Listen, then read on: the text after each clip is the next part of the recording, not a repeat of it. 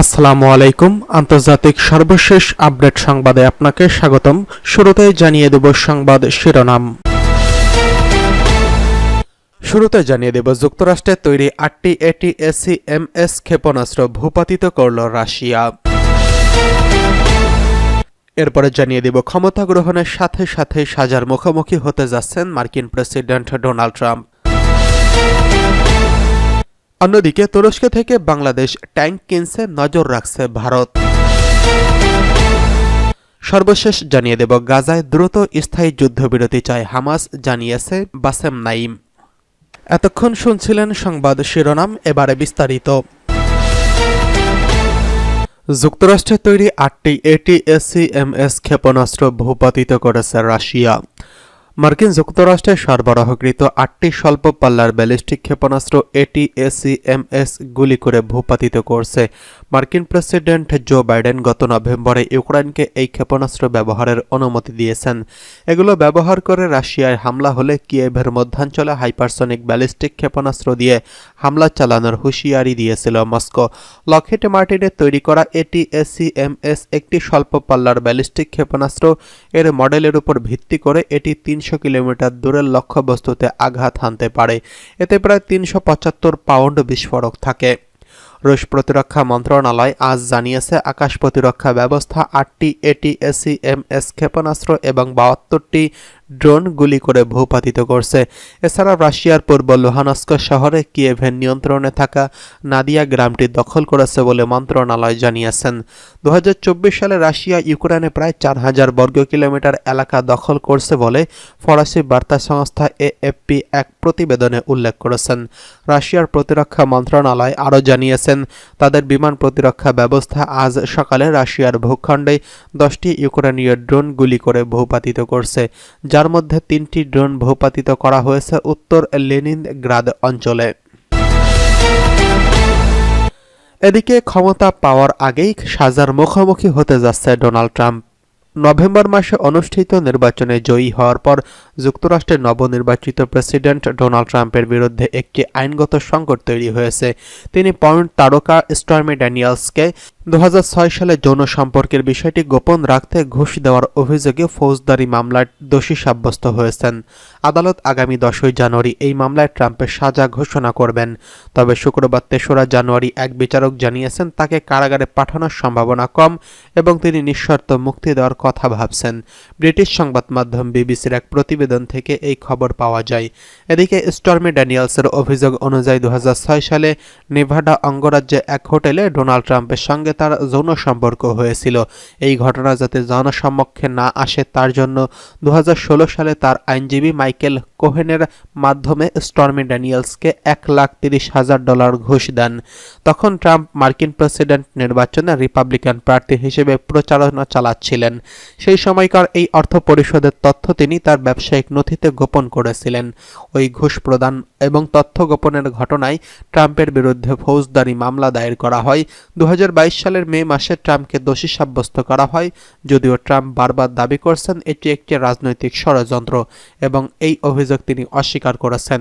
New ইয়র্কের Manhattan আদালতের বিচারক হুয়ান মেরকান জানিয়েছেন 20 জানুয়ারি প্রেসিডেন্ট হিসেবে দায়িত্ব গ্রহণের মাত্র 10 দিন আগে ট্রাম্পকে আদালতে হাজির হতে হবে। এটি যুক্তরাষ্ট্রের ইতিহাসের একটি বিরল ঘটনা, কারণ আগে কখনো প্রেসিডেন্টের অভিষেকের কিছুদিন আগে আদালতে হাজির হননি বা ফৌজদারি মামলায় দোষী সাব্যস্ত হননি। বিচারক মেরকান তার আদেশে বলেছেন ট্রাম্পকে জেলে পাঠানোর কোনো পরিকল্পনা নেই। তার পরিবর্তে ট্রাম্পকে নিঃশর্ত মুক্তি দেওয়া হবে, অর্থাৎ তাকে কোনো ধরনের কারাবাস, জরিমানা বা নজরদারি পালন করতে হবে না। তবে ট্রাম্প যদি আদালতে সশরীরে উপস্থিত হতে না পারেন তাহলে তাকে ভার্চুয়ালি উপস্থিত হওয়ার সুযোগ দেওয়া হবে। এই মামলায় ট্রাম্পের মুখপাত্র স্টিভেন শেওং বলেছেন এই মামলায় বেআইনি এবং প্রেসিডেন্ট নির্বাচনের প্রচারণার অংশ হিসেবেই রাজনৈতিক উদ্দেশ্য করা হয়েছে। তিনি দাবি করেছেন সংবিধান অনুযায়ী এই মামলা অবিলম্বে খারিজ হওয়া উচিত। ট্রাম্পের বিরুদ্ধে বিচারিক ব্যবস্থা এবং আইনজীবী সহ তার সমর্থকদের বিরুদ্ধে কয়েকটি অভিযোগ রয়েছে।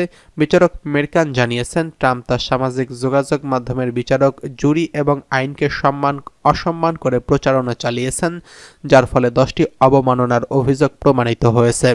ট্রাম্পের এসব কার্যকলাপ বিচার ব্যবস্থার উপর নিরন্তর ও ভিত্তিহীন আক্রমণ হিসেবে দেখা হচ্ছে। এদিকে ট্রাম্পের বিরুদ্ধে 2016 সালের নির্বাচনে জয়ের পর থেকে আরও কয়েকটি মামলা চলছে, তবে এই মামলাটি বিশেষ গুরুত্বপূর্ণ কারণ ট্রাম্পই হচ্ছেন প্রথম মার্কিন প্রেসিডেন্ট যাকে ফৌজদারি মামলায় দোষী সাব্যস্ত করা হলো। 10 জানুয়ারির রায় ঘোষণার পর ট্রাম্পের জন্য আপিল করারও সুযোগ থাকবে। এদিকে তুরস্ক থেকে ট্যাঙ্ক কিনছে বাংলাদেশ, নজর রাখছে ভারত। তুরস্ক থেকে বাংলাদেশের যুদ্ধ ট্যাঙ্ক কেনার ইস্যুতে ভারত নজর রাখছে বলেন জানিয়েছেন দিল্লির পররাষ্ট্র মন্ত্রণালয়ের মুখপাত্র রণধীর জয়সওয়াল। ভারতের সাংবাদিকদের প্রশ্নের জবাবে তিনি এই কথা বলেছেন। হিন্দুস্তান টাইমসের এক প্রতিবেদনে বলা হয়েছে, শেখ হাসিনা সরকারের পতন এবং তাকে আশ্রয় দেওয়া নিয়ে সম্প্রতি ভারতের সঙ্গে সম্পর্কের টানপোড়েন বাড়ছে বাংলাদেশের। ভারতের দাবি বাংলাদেশের অত্যাচারিত হচ্ছে সংখ্যালঘু হিন্দু সম্প্রদায়। এছাড়া চিন্ময় কৃষ্ণ দাসের গ্রেফতার নিয়ে নাখোশ ভারত। এছাড়া এসব নানা ইস্যুতে ভারতের সঙ্গে বাংলাদেশের সম্পর্ক এখন ভাটার দিকে। এমন পরিস্থিতিতে তুরস্ক থেকে যুদ্ধ ট্যাঙ্ক কিনছে বাংলাদেশ, বাণিজ্যিক সম্পর্ক জোরদার হচ্ছে পাকিস্তানের সঙ্গে। এসব নিয়ে গণমাধ্যমের প্রশ্নের জবাবে ভারতের পররাষ্ট্র মন্ত্রণালয়ের মুখপাত্র রণধীর জয়সওয়াল জানিয়েছেন, বাংলাদেশের উপর নজর রাখছে ভারত। তিনি বলেছেন, নিরাপত্তাজনিত সব বিষয়ের উপর আমরা তীক্ষ্ণ নজর রেখেছি, প্রয়োজনে আমরা পর্যাপ্ত ব্যবস্থা গ্রহণ করব। এদিকে ইসকন নেতা চিন্ময় কৃষ্ণ দাসের ইস্যুতে ঢাকাকে বার্তা পাঠিয়েছে দিল্লি। এই বিষয়ে রণধীর জয়সওয়াল বলেন, বাংলাদেশ যাদেরকে গ্রেফতার করা হয়েছে তারা যেন একটা ন্যায্য বিচার পায়, এটাই আমাদের মূল প্রত্যাশা। সাবেক প্রধানমন্ত্রী শেখ হাসিনা বাংলাদেশ প্রত্যর্পণের প্রসঙ্গে তিনি বলেছেন, এক সপ্তাহ আগে আমি কনফার্ম করেছিলাম যে আমরা সাবেক প্রধানমন্ত্রী শেখ হাসিনার প্রসঙ্গে বাংলাদেশ থেকে একটি বার্তা পেয়েছি, এরপর এই নিয়ে আমার আর কিছু যোগ করার নেই।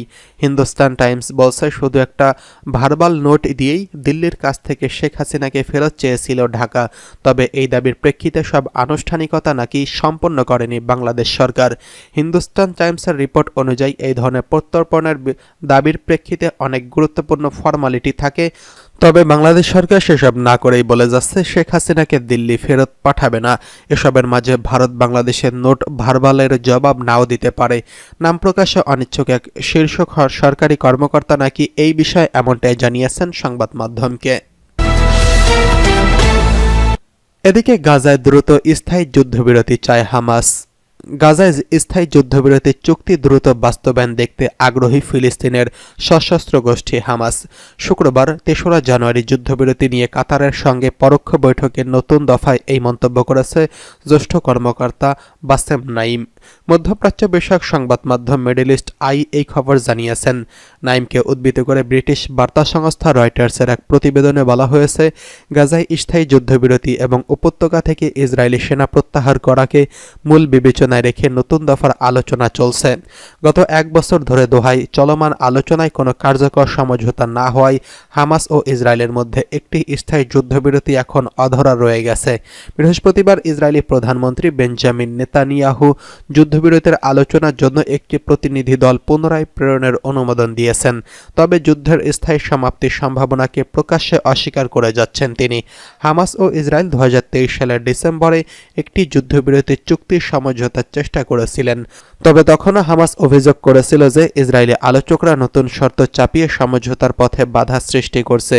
ইসরায়েলের এই অভিযোগ অস্বীকার করে বলেছে, যুদ্ধবিরতির পথে আসল বাধা তৈরি করছে হামাস। যুদ্ধবিরতির পথে হামাসকে বরাবরই যুক্তরাষ্ট্র ও ইসরায়েল দোষারোপ করে আসলেও বিশ্লেষকদের দাবি, চুক্তিতে পৌঁছতে নেতানিয়াহুর দিক থেকে তেমন আগ্রহ দেখা যায় না। পুরো 2024 সাল জুড়ে হামাসের প্রয়াত প্রধান ইয়াহিয়া সিনওয়ারকে যুদ্ধবিরতির প্রধান বাধা বলে অভিযুক্ত করে এসেছিল ওয়াশিংটন ও তেল আবিব, কিন্তু ইসরায়েলি বাহিনীর হাতে সিনওয়ার নিহত হওয়ার প্রায় 2 মাস হতে চললেও যুদ্ধবিরতির কোনো সম্ভাবনা এখনও দেখা যাচ্ছে না। এদিকে 20 জানুয়ারি অভিষেকের আগেই একগাদা হুমকি ধামকি দিয়ে পুরো বিশ্বকে ব্যতিব্যস্ত করে রাখা নবনির্বাচিত মার্কিন প্রেসিডেন্ট ডোনাল্ড ট্রাম্প বলেছেন, তিনি ওভাল অফিসে বসার আগে বাকি ইসরায়েলি জিম্মিদের মুক্তি নিশ্চিত না হলে হামাসকে তার চরম মূল্য দিতে হবে।